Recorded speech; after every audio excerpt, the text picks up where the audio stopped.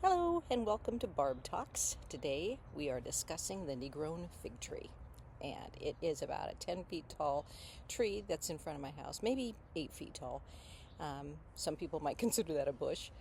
But the reason I planted the Negronne is because it is a very small tree. In fact, it's small enough that you could conceivably have planted it in a pot. And since I live on a city lot in the Northwest, I didn't want a huge tree.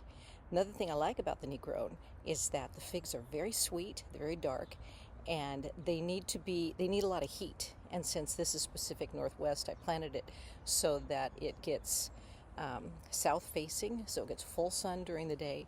And I planted it next to my house, which also has a concrete base to it, so that there would be reflected heat and reflected light. And by doing so, I've had a pretty good crop of figs each year. So let's take a look at what we got this year. So this year, you can kind of see some of the figs right up here. They're beautiful. This one's actually pretty ripe. You can tell it's a little soft, a little squishy. That means that it's going to be ripe.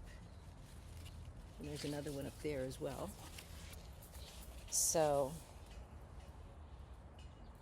and then to bite into them, inside, it's very sweet, nice dark flesh. So I like this tree very much because it's manageable for me. It's not too big, it's not too small, it gives me plenty to eat, plenty to share. And another fun thing about it is I can actually stand on my porch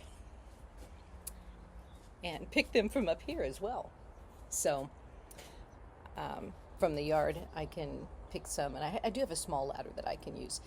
But I just wanted to say that if you are wanting a small fig tree that is easy to pick, has delicious figs, and I mean, even in the Pacific Northwest, I'm able to get some good crops, then I do recommend the Negronne Fig.